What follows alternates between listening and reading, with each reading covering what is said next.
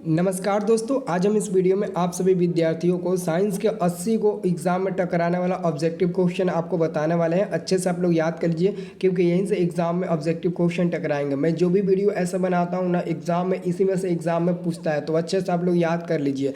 मैं video start करता हूँ और एक एक क्वेश्चन को बारी बारी से आप लोगों को याद करा देता हूँ। पहला नंबर दोस्तों क्वेश्चन है, किस दर्पण की फोकस दूरी ऋणात्मक होती है? ऋणात्मक का मतलब होता है माइनस। तो याद रखना, अवतल दर्पण की जो फोकस दूरी होती है ना वो माइनस में होती है, यानी कि पहला का आपका आंसर मिल जाएगा बी नंबर। अगर दोस्तों धनात्मक आएगा तो आपका उत्तल हो जाएगा जो सी नंबर में दिया है, लेकिन ऋणात्मक कहा है तो ऑप्शन नंबर ए होगा।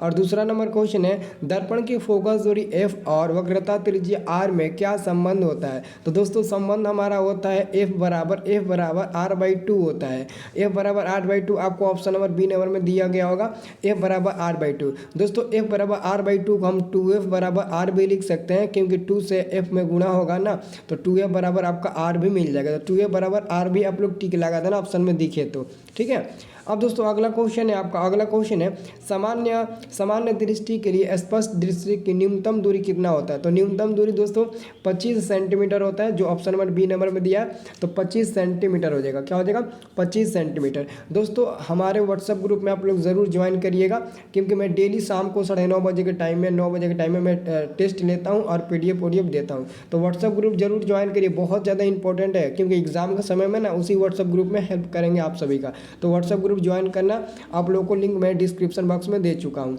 अगला क्वेश्चन आपका चौथा नंबर है, श्वेत प्रकाश का कौन सा रंग किसी प्रिज्म से गुजरने के पश्चात कम झुकता है? तो दोस्तों लाल रंग का विचलन जो होता है ना वो कम होता है, तो इसके झुकाव भी कम होगा, क्योंकि इसका तरंग दैर्घ्य ज़्यादा होता है, इसलिए इसका ये कम झुकेगा। आंसर आपका सी नंबर मिलेगा। 5 नंबर क्वेश्चन है, मानव आँख की रेटिना द्वारा बनाई गई छवि होती है। दोस्तों मानव नेत्र में जो रेटिना प्रतिबिंब बनता है ना वो वास्तविक और उल्टा बनता है। तो आंसर आपका मिल जाएगा बी नंबर 5 का। 5 का आंसर क्या मिल जाएगा? बी नंबर मिल जाएगा। इसे आप लोग अच्छे से याद कर लीजिए। अब दोस्तों हम लोग 6 नंबर क्वेश्चन देखने वाले, इधर देखिए आपका दोस्तों, इधर 6 नंबर क्वेश्चन है। 6 नंबर क्वेश्चन है, आकाश का रंग नीला प्रतीत होता है। दोस्तों आकाश का रंग नीला प्रतीत होना प्रकाश के प्रकीर्णन का कारण होता है। तो यहाँ पर हमारा आंसर मिल जाएगा बी नंबर, प्रकाश के प्रकीर्णन के कारण ही आकाश का रंग हमें नीला दिखाई देता है। और अगला क्वेश्चन है 7 नंबर, किस दर्पण से वस्तु का प्रतिबिंब बड़ा बनता है? दोस्तों वस्तु का प्रतिबिंब सबसे बड़ा बनता है तो अवतल दर्पण में ही बनता है। याद रखना, अगर कोई पूछेगा किस दर्पण में वस्तु का प्रतिबिंब सबसे बड़ा बनता है तो आप लोग अवतल दर्पण का नाम टिक लगाना। अब देखिए अगला क्वेश्चन आपका 8 नंबर क्वेश्चन है, निम्नलिखित में कौन सा लेंस निकट दृष्टि दोष को ठीक करने के लिए उपयोग किया जाता है? तो निकट दृष्टि दोष को ठीक करने के लिए अवतल लेंस का उपयोग करते हैं, और दूर दृष्टि दोष को ठीक करने के लिए उत्तल लेंस का उपयोग करते हैं। तो आपका 8 का आंसर मिल जाएगा, ऑप्शन नंबर सी मिल जाएगा। अब देखिए 9 नंबर क्वेश्चन है, निम्नलिखित में कौन उपकरण विद्युत धारा की उपस्थिति दर्शाता है? कौन सा उपकरण है जो विद्युत धारा की उपस्थिति को दर्शाएगा? तो 9 का आंसर मिल जाएगा आपका सी में जनरेटर। क्या हो जाएगा? जनरेटर। यानी कि दोस्तों अगर ऑप्शन में आपको जनित्र दिखे ना तो जनित्र भी आप लगा सकते हो, क्योंकि जनित्र के अंदर ही जनरेटर आता है और डायनेमो आता है। तो आप लोग याद करना, जनरेटर आप टिक लगाना। अगला क्वेश्चन है दोस्तों, दाएं हाथ के अंगूठे के नियम को किसने प्रतिपादित किया था? दाएं हाथ के अंगूठे के नियम को किसने प्रतिपादित किया था? तो आप लोग 10 का आंसर याद रखना, आंसर आपका मिलेगा सिर्फ फ्लेमिंग ने। किसने? फ्लेमिंग ने, आंसर याद रखना। अगला क्वेश्चन है दोस्तों, विभवांतर का सही मात्रक होता है? दोस्तों विभवांतर का सही मात्रक वोल्ट होता है, ऑप्शन नंबर ए मिल जाएगा। विभवांतर का सही मात्रक क्या होता है? वोल्ट होता है, इसे आप लोग को याद रखना है। अगला दोस्तों क्वेश्चन आपका 12 नंबर है ना। अब देखिए दोस्तों आपका क्वेश्चन नंबर इधर 12 है। 12 नंबर दोस्तों क्वेश्चन है, निम्नलिखित में किस संयोजन द्वारा प्रतिरोध का मान बढ़ता है? किसके संयोजन के द्वारा प्रतिरोध का मान बढ़ता है? तो जब आप प्रतिरोधों को श्रेणी क्रम में जोड़ते हो ना, श्रेणी क्रम में, तो प्रतिरोध का मान बढ़ता है। और 13 नंबर क्वेश्चन है, चुंबकीय बल रेखा की प्रकृति होती है। चुंबकीय बल रेखा की जो प्रकृति होती है ना वो काल्पनिक होती है, मतलब कि हमारा आंसर मिल जाएगा 13 का ए नंबर मिल जाएगा। 14 नंबर दोस्तों क्वेश्चन आपसे पूछा गया कि 1 किलोवाट घंटा किसके बराबर होता है?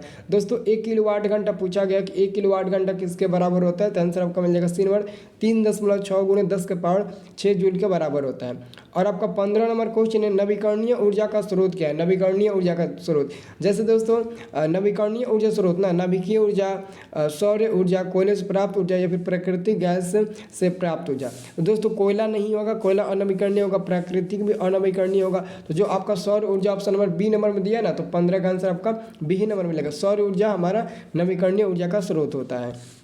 अब दोस्तों अगला क्वेश्चन हमारा आता है, कौन सा लेंस अपसारी लेंस भी कहा जाता है, किस लेंस को?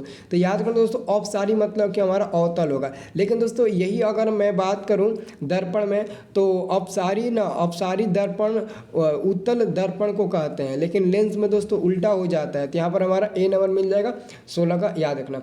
17 नंबर क्वेश्चन है, प्रकाश का प्राथमिक वर्ण कौन सा है? तो नीला, हरा, ये हरा, लाल, ये सब हो जाएगा, यानी कि डी नंबर आंसर मिलेगा, उपयुक्त सभी। प्रकाश का प्राथमिक रंग सब हो जाएगा। 17 का आंसर आपका मिल जाएगा डी नंबर। अब देखिए अगला क्वेश्चन आपका है 18 नंबर। 18 नंबर क्वेश्चन है, निम्नलिखित में कौन नेत्र का रंगीन भाग होता है? नेत्र का रंगीन भाग कौन होता है जी? तो आंसर आपका मिल जाएगा, सही आंसर मिल जाएगा आइरिस, नेत्र का रंगीन भाग होता है। ठीक है, आंसर क्या मिल जाएगा आपका? मिल जाएगा नहीं आइरिस नहीं, कॉर्निया होता है। नेत्र का रंगीन भाग क्या होता है? कॉर्निया होता है। ठीक है, अब देखिए अगला क्वेश्चन आपका 19 नंबर है। 19 नंबर क्वेश्चन है, एक HP बराबर है, एक HP बराबर दोस्तों 746 वाट होता है। HP का मतलब होता है अश्व शक्ति, यानी कि जिसको हॉर्स पावर आप लोग बोलते हो। तो आंसर आपका मिल जाएगा ऑप्शन नंबर ए मिल जाएगा। और अगला क्वेश्चन है, विशालक शीशा, यानी कि इसका दूसरा नाम होता है मैग्नीफाइंग ग्लास होता है। तो 20 का सही आपका जवाब मिल जाएगा, ऑप्शन नंबर बी मिल जाएगा, उत्तल लेंस का होता है। किसका होता है? उत्तल लेंस का होता है। अब दोस्तों अगला क्वेश्चन हमारा 21 नंबर है। ये क्वेश्चन है, जब किसी चालक तार से विद्युत धारा प्रवाहित होती है तो गतिशील कण है, तो गतिशील कण इलेक्ट्रॉन होते हैं। कौन होते हैं? इलेक्ट्रॉन होते हैं दोस्तों। ठीक है ना। 22 नंबर क्वेश्चन है, एम्पियर घंटा मात्रक है। दोस्तों एम्पियर घंटा किसका मात्रक होता है? तो आप सभी को याद रखना, एम्पियर घंटा मात्रक होता है आवेश का SI एम्पियर घंटा आवेश का ही मात्रक होता है। आप लोग सोचे होंगे कि आवेश का मात्रक कूलम होता है, लेकिन एम्पियर घंटा दिया ना, इसलिए हम आवेश का ही कहेंगे। ठीक है ना, आवेश का। अब दोस्तों अगला क्वेश्चन है, निम्नलिखित में कौन सा वाट के बराबर होता है? यानी कि विद्युत शक्ति P यानी कि वाट बराबर क्या होता है? तो आप लोग को याद रखना है। 23 का आंसर आपका मिल जाएगा option number A, joule per second. Joule per second watt का आपका मात्रक हो जाएगा, और वाट बराबर ये होता है दोस्तों। ऑलरेडी विद्युत शक्ति बराबर कई सारे फॉर्मूले बनते हैं। ठीक है, अगला क्वेश्चन है 24 नंबर, विद्युत धारा का मात्रक है। विद्युत धारा का ऐसा ही मात्रक एम्पियर होता है, इसे याद रखना, ऑप्शन नंबर ए मिल जाएगा। अब दोस्तों अगला क्वेश्चन हम देखते हैं 25 नंबर। 25 नंबर क्वेश्चन है, ग्लोबल वार्मिंग के लिए उत्तरदायी गैस होता है। दोस्तों ग्लोबल वार्मिंग के लिए सबसे ज़्यादा उत्तरदायी गैस कार्बन डाइऑक्साइड होता है, जो यहाँ पर आपको ऑप्शन नंबर सी नंबर में दिया गया है। और अगला क्वेश्चन हमारा है 26 नंबर कि शरीर में भोजन का पचना किस प्रकार की अभिक्रिया? पचना का है, पाचन नहीं का है। तो शरीर में भोजन का पचना किस प्रकार की अभिक्रिया का उदाहरण है? तो उपचयन हो जाएगा, ऑप्शन नंबर ए आपका सही जवाब हो जाएगा। 27 नंबर क्वेश्चन है, कली चूना पर जब जल डाला जाता है तो तब अभिक्रिया होती है, तो वो अभिक्रिया उष्माक्षेपी कहलाती है, फिर उष्माशोषी कहलाती है। तो आप लोग को याद करना है, वो अभिक्रिया आपका उष्माक्षेपी कहलाती है। तो सही जवाब आपका ए नंबर मिल जाएगा। अगला क्वेश्चन आपका 28 नंबर है, निम्नलिखित में कौन सबसे अधिक अभिक्रियाशील है? दोस्तों सबसे अधिक अभिक्रियाशील की मैं बात करूँ तो यहाँ पर हमारा कॉपर मिल जाएगा। नहीं कॉपर नहीं होगा, आपका पारा होगा। कॉपर से ज़्यादा आपका पारा होता है। ठीक है ना, क्योंकि देखो सबसे ज़्यादा अभिक्रियाशील आपका सोडियम होता है, पोटेशियम होता है, बहुत सारा होता है। सोडियम हो गया, पोटेशियम हो गया, मैग्नीशियम हो गया, लेकिन दोस्तों कॉपर से भी ज़्यादा आपका Hg होता है, पारा, जिसको आप लोग मरकरी बोलते हो। एक बार सारणी देख लेना, वहाँ पर आपको पता चल जाएगा। अगला क्वेश्चन है, चूना जल का रासायनिक सूत्र क्या होता है? दोस्तों चूना जल का रासायनिक सूत्र क्या होता है? तो आपको याद रखना है, ऑप्शन नंबर आपका डी नंबर मिल जाएगा, कैल्शियम हाइड्रोक्साइड का होल ट्वाइस, यानी कि CaOH के होल ट्वाइस ये हो जाएगा। तो 29 नंबर हो गया। अब दोस्तों देखिए आपका 30 नंबर प्रश्न क्या कहता है, इधर देखिए। सभी क्वेश्चन को याद करना, सब इंपॉर्टेंट क्वेश्चन है एग्जाम में लड़ने वाला। अगला क्वेश्चन आपका 30 नंबर है, कोई विलयन लाल लिटमस पत्रों को नीला कर देता है तो उसका पीएच मान क्या होगा? अगर दोस्तों लाल को नीला करेगा तो मुख्य रूप से ना वो क्षारीय होगा, और क्षारीय का मतलब हुआ कि क्षारीय विलयन का पीएच मान 7 से अधिक होगा। तो 7 से अधिक जहाँ भी दे आप टिक लगा देना। तो 7 से अधिक 11 भी है और 10 भी है, लेकिन ऑप्शन नंबर डी में तो जरूर दिया है ए और बी दोनों होगा। तो ए और बी दोनों मतलब कि हमारा आंसर सही होगा। तो 30 का आंसर आपका क्या मिल जाएगा? आपका डी नंबर मिल जाएगा, ए और डी आपका दोनों हो जाएगा।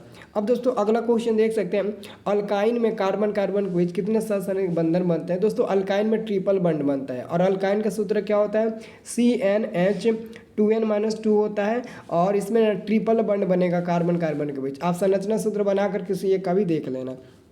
अगला क्वेश्चन 32 नंबर है, ग्लूकोज का अणु सूत्र। दोस्तों ग्लूकोज का अणु सूत्र होता है, ऑप्शन नंबर ए में दिया है ना, C6H12O6, वही आपका ग्लूकोज का अणु सूत्र होता है। 33 नंबर क्वेश्चन है, उच्च वसीय अम्लों के सोडियम लवण को क्या कहते हैं? तो अपमार्जक कहते हैं, फिर साबुन कहते हैं। तो दोस्तों 33 का आपका सही जवाब मिलेगा ऑप्शन नंबर ए, साबुन कहते हैं। दोस्तों साबुन आप लोग समझते ही हो, और अपमार्जक नहीं समझते हो तो अपमार्जक हम लोग क्या बोलते हैं? सर्फ बोलते हैं। सर्फ एक्सेल सर्फ, आप लोग सर्फ से कपड़े धोते हो ना, वही होता है। अगला क्वेश्चन दोस्तों, सिंगल CHO अभिक्रियाशील मूल्यों को क्या कहते हैं? तो एल्डिहाइड कहते हैं। ऑप्शन नंबर ए मिल जाएगा, एल्डिहाइड कहते हैं। 34 का आंसर क्या मिल जाएगा? ऑप्शन नंबर ए मिलेगा, एल्डिहाइड कहते हैं। और 35 नंबर क्वेश्चन है दोस्तों, आवर्त सारणी के किसी आवर्त में बाएं से दाएं जाने पर तत्वों की परमाणु संख्या की त्रिज्या क्या होती है? तो 35 का आपका सही जवाब मिलेगा दोस्तों, ऑप्शन नंबर ए मिल जाएगा। इसका भी घटता है, क्या होता है? घटता है। बाएं से दाएं जाने पर घटता है। ओके, अब देखिए अगला क्वेश्चन, ये देखिए क्वेश्चन बहुत इंपॉर्टेंट है। निम्नलिखित तत्वों में उनके अधातु गुण के अनुसार बढ़ते क्रम में सजाना है। उसके अधातु गुण के अनुसार उसको बढ़ते क्रम में आप लोग को सजा देना है। तो आंसर आपका मिलेगा बी नंबर मिल जाएगा, इसे याद रखना। अगला क्वेश्चन है, सिलिकॉन है। तो दोस्तों सिलिकॉन क्या होता है? सिलिकॉन धातु होता है या फिर अधातु? सिलिकॉन यानी कि SI। तो SI क्या होता है? तो आप लोगों को मैंने बताया था बहुत बढ़िया से, और आप लोगों ने याद भी किया होगा। ठीक है, सिलिकॉन क्या होता है? आपका उपधातु होता है ना, नहीं, एक होता है सिलिका, एक होता है दोस्तों, एक सिलिका होता है और एक आपका सिलिकॉन होता है। तो ये सिलिकॉन अलग है, सिलिका अलग है ना। तो हाँ, हमारा मिलेगा आपका उपधातु मिलेगा ना, उपधातु ये मिलेगा। अगला क्वेश्चन दोस्तों है, निम्नलिखित में कौन विद्युत धनात्मक तत्व है? विद्युत धनात्मक तत्व कौन हो जाएगा? देखो यहाँ पर आपका माइनस चार्ज मिलेगा, ठीक है ना, माइनस चार्ज मिलेगा। तो विद्युत धनात्मक तत्व आपको बताना है, तो सोडियम होगा ना, सोडियम होगा ना। तो यहाँ पर हमारा क्या मिल जाएगा दोस्तों? सोडियम मिल जाएगा। 38 का सिनेमा सोडियम मिल जाएगा। अगला क्वेश्चन है, टिहरी बांध का निर्माण किस प्रदेश में किया गया था? दोस्तों टिहरी बांध का निर्माण सबसे पहले उत्तराखंड में किया गया था। आपको 39 का आंसर मिल जाएगा, बी नंबर याद रखना। 40 नंबर क्वेश्चन है, निम्नलिखित में किस धातु को किरोसिन में डुबो कर रखते हैं? किरोसिन के तेल में किस धातु को डुबो कर रखते हैं? तो सोडियम धातु को। सोडियम जिसका संकेत Na होता है, ये इसी को हम लोग किरोसिन के तेल में डुबो कर रखते हैं। अगला क्वेश्चन, अपमार्जक से बनाए जाते हैं। दोस्तों अपमार्जक से, जैसे Surf Excel, easy Surf, shampoo, ये सब अपमार्जक से बनाए जाते हैं। ये सब के सब किससे बनाए जाते हैं? तो अपमार्जक से ही बनाते हैं। तो अपमार्जक में ये सब आ जाएंगे, ठीक है ना। तो याद रखना, आपका आंसर मिल जाएगा डी नंबर। अगला क्वेश्चन आपका 42 नंबर है कि सौर सेल में किसका उपयोग होता है? तो सिलिकॉन का उपयोग होता है ना। सौर सेल में दोस्तों आप लोग किसका उपयोग करते हो? तो सौर सेल में हम लोग ना सिलिकॉन का उपयोग करते हैं। आपका आंसर मिल जाएगा बी नंबर। अगला क्वेश्चन है, निम्नलिखित में से किसका खाना बनाने वाले ईंधन में उपयोग नहीं होता है? दोस्तों जो आप लोग खाना बनाते हो ना घर में, जैसे आपकी मम्मी या फिर कोई भी, जैसे तुम ही वो खाना बनाते हो, तो LPG सिलेंडर होता है। और LPG सिलेंडर वो हमारा होता है जिससे हम लोग खाना बनाते हैं। तो LPG सिलेंडर से तो हम लोग खाना बना लेते हैं।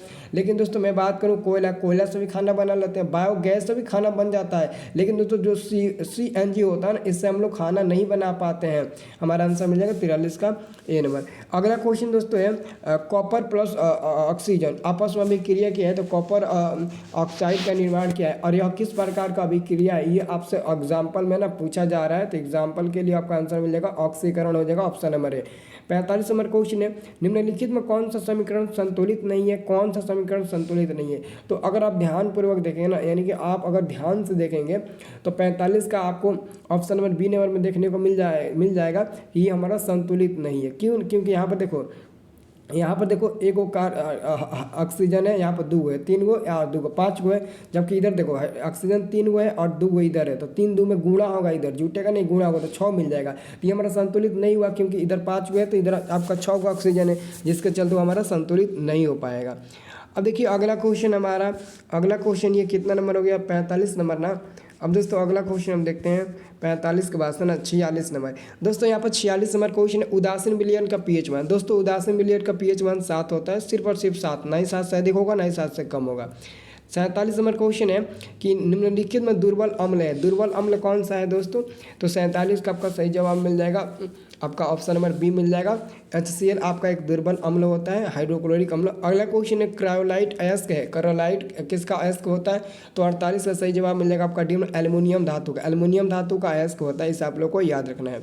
अगला दोस्तों क्वेश्चन आपका 49 नंबर है। 49 नंबर क्वेश्चन क्या है? 49 नंबर जरा क्वेश्चन देखिए, ये 49 नंबर क्वेश्चन का आता है पोटेशियम के परमाणु संख्या। दोस्तों पोटेशियम क्या होता है? पोटेशियम को के से सूचित करते हैं, और पोटेशियम की परमाणु संख्या क्या होता है? 19 होता है ना, 19 होता है। क्यों? क्योंकि कैल्शियम का 20 हो जाएगा, आर्गन का 18 हो जाएगा, क्लोरीन का 17 हो जाएगा। तो ऑप्शन बचा आपका सी, यानी कि 19 ही पोटेशियम की परमाणु संख्या होती है, तो आपका 49 का मिल जाएगा सी नंबर। 50 नंबर क्वेश्चन है, फॉर्मिक अम्ल का यूपीए का नाम क्या है। मैं आपको कई बार बता चुका हूँ कि मेथनोइक अम्ल होगा, और मेथनोइक जैसे चींटी के डंक में मेथनोइक अम्ल पाया जाता है, मधुमक्खी के डंक में मेथनोइक अम्ल पाया जाता है, और एग्जाम में पूछता है मेथनोइक अम्ल का सामान्य नाम, तो फॉर्मिक अम्ल बताना। फॉर्मिक अम्ल का यूपीए का नाम पूछे तो मेथनोइक अम्ल आप लोग बता देना। ये एग्जाम में सभी क्वेश्चन आते रहता है।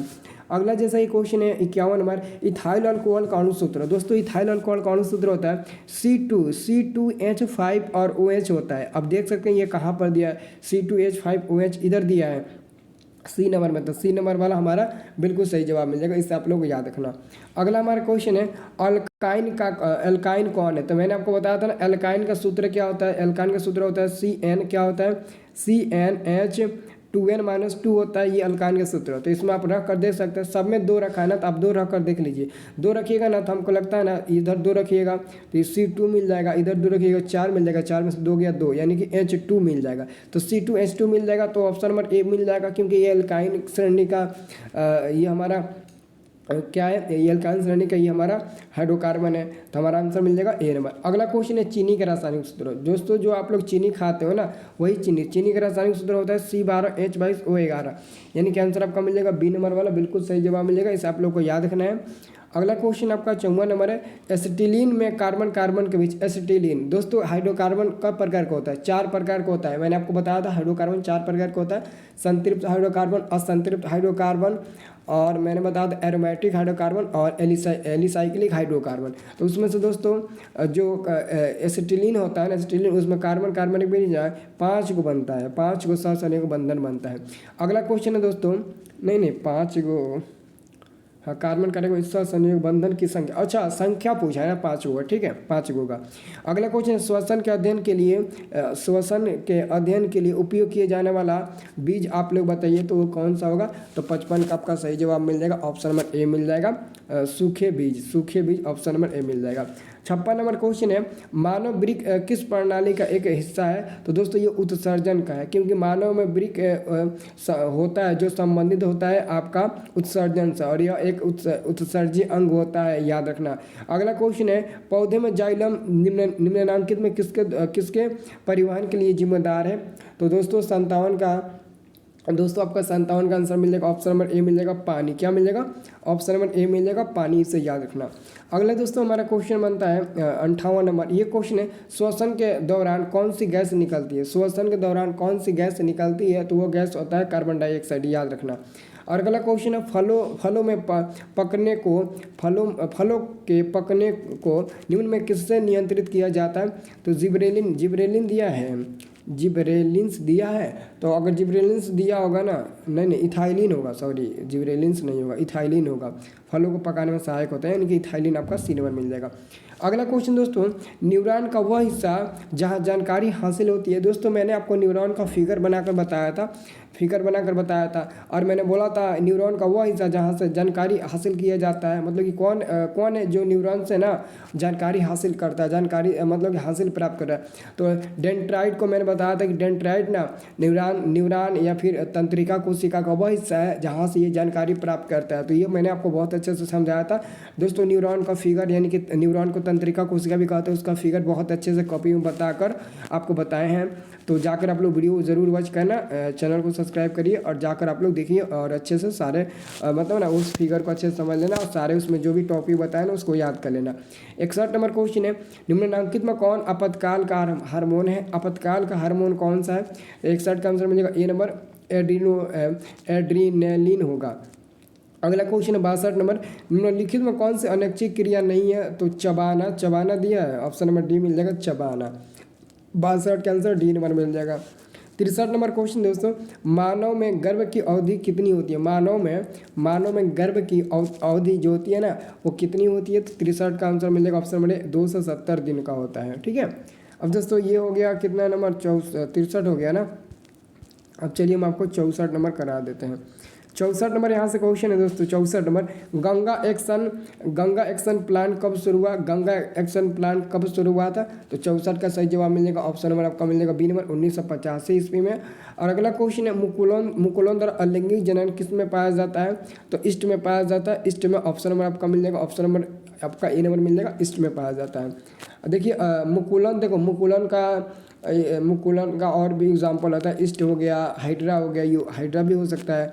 अगला क्वेश्चन है 66 नंबर, निम्न में कौन सी बीमारी श्वसन तंत्र से संबंधित है? कौन सी बीमारी जो श्वसन तंत्र से संबंधित होती है? तो सी नंबर होगा निमोनिया श्वसन तंत्र से संबंधित वाला बीमारी होता है। 67 नंबर क्वेश्चन है, मनुष्य और अन्य मांसाहारी जीव निम्नलिखित में किसका पाचन नहीं कर पाते हैं? तो 67 का आपका सही जवाब मिल जाएगा, ऑप्शन नंबर बी मिल जाएगा, सेल्यूलोज का पाचन नहीं कर पाते हैं। तो आंसर आपका बी नंबर मिल जाएगा।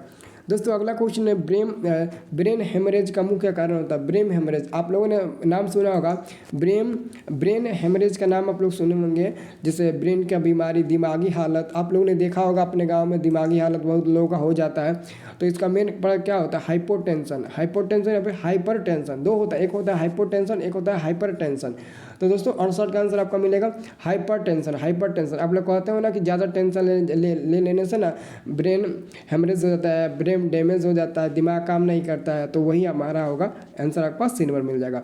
अगला क्वेश्चन है, निम्न में कौन परजीवी पादप का उदाहरण क्या है? परजीवी पादप का उदाहरण आपको बता देना है, सिंपल में परजीवी पादप का उदाहरण क्या हो सकता है? तो आंसर आपका मिल जाएगा बी नंबर कस्तूबा हमारा परजीवी पादप का उदाहरण मिल जाएगा।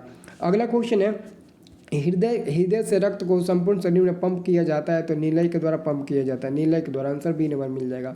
अगला क्वेश्चन, हाइड्रा में अलैंगिक जनन की विधि क्या है? तो मुकुलन हो जाएगा, क्योंकि मुकुलन का एग्जाम्पल आपका हाइड्रा होता है, तो मुकुलन ही आपका 100% आंसर मिलेगा। तो आंसर आपका 71 का ए नंबर मिल जाएगा। अगला क्वेश्चन दोस्तों, जनन संचारित रोग है, तो 72 का सही आंसर मिल जाएगा आपका डी नंबर मिल जाएगा। एड्स हो गया, सिफिलिस हो गया, गोनेरिया हो गया, ये सब जनन संचारित रोग है, जनन संचारित ये सब रोग होते हैं। अगला क्वेश्चन है, पुष्प का सबसे बाहरी भाग क्या होता है? पुष्प का जो सबसे बाहरी वाला भाग होता है ना, उस भाग का नाम होता है दोस्तों बाह्य दलपुंज। क्या होता है? बाह्य दलपुंज। ऑप्शन नंबर आपका ए नंबर मिल जाएगा। अगला क्वेश्चन है, ब्लड समूह ए में कौन सा एंटीबॉडी होता है? जिसका ब्लड ग्रुप ए होता है, ए भी होता है, ओ भी होता है, बी भी होता है, ओ पॉजिटिव होता है, ए पॉजिटिव होता है। तो ब्लड समूह ए में कौन सा एंटीबॉडी होता है? तो आपको बता देना 74 का आंसर सिनोटिक लगा दिया, बी होता है, केवल बी होता है। अगला क्वेश्चन है, रक्त में ग्लूकोज की मात्रा निम्नलिखित में से कौन नहीं नियंत्रित करता है? कौन नियंत्रित नहीं करता है? नहीं का नाम लिया दोस्तों। अगर कहेगा कौन नियंत्रित करता है तो अलग आंसर मिलेगा कौन का, और यहाँ पर कहा है कि कौन नियंत्रित नहीं करता है। तो आपका 75 का सही जवाब मिलेगा, ऑप्शन में इंसुलिन होगा। ओके, इंसुलिन नहीं नियंत्रित करता है। अगला क्वेश्चन पादप हार्मोन है दोस्तों, पादप हार्मोन इसमें कौन सा होगा? तो 76 का आंसर मिलेगा, ऑप्शन में ए जिबरेलिन आपका एक पादप हार्मोन होता है। और अगला क्वेश्चन आपका 77 नंबर है कि हार्मोन स्रावित होता है। दोस्तों हार्मोन स्रावित होता है, 77 नंबर क्वेश्चन पूछा है, तो आंसर आपका मिल जाएगा ए नंबर, अंतःस्रावी ग्रंथि से स्रावित होता है। आंसर ए नंबर मिल जाएगा। और अगला क्वेश्चन आपका है, मनुष्य में मुख गुहा में कितने जोड़े लार ग्रंथियाँ पाई जाती है? मनुष्य के मुख गुहा में कितने जोड़े लार ग्रंथियाँ पाई जाती है? तो 78 का आंसर आपका मिल जाएगा दोस्तों, सी नंबर 3 पाई जाती है। कितनी पाई जाती है? 3 पाई जाती है। तो 78 का आंसर आपका मिल जाएगा सी नंबर। दोस्तों अगला क्वेश्चन आपका है 79 नंबर, एंड्रोजन है। एंड्रोजन क्या होता है? तो दोस्तों 79 का आपका आंसर मिल जाएगा, 79 का ऑप्शन आपका मिल जाएगा, ऑप्शन नंबर ए मिल जाएगा। मेल हार्मोन होता है, मेल हार्मोन, ठीक है ना। मेल मतलब सब मेल फीमेल समझते हो ना, एक मेल एक आपका फीमेल होता है। मेल मतलब कि नर हार्मोन होगा, ठीक है ना। एग्जाम में नर हार्मोन भी देना तब टिक लगा देना। जबकि अगला आपका लास्ट हुआ क्वेश्चन है कि मटर को अपने प्रयोग के लिए किसने चुना था? तो चार्ल्स डार्विन मेंडल ने, ग्रेगर जॉन मेंडल ने अपने अनुवांशिकी प्रयोग के लिए एक साधारण मटर के पौधे को चुना था। याद रखना, ये आपका आंसर मिल जाएगा, ऑप्शन नंबर ए मिल जाएगा 80 का। तो 80 क्वेश्चन मैंने बताया, उम्मीद करते हैं कि इसमें से आपको 60 प्रश्न जरूर याद होगा। और पूरा क्वेश्चन को अच्छे से याद कर लेना और व्हाट्सएप ग्रुप में जुड़ जाओ, ताकि इसका PDF आपका आंसर सही दे दे। और टेस्ट सबको शाम में देना है, ठीक है।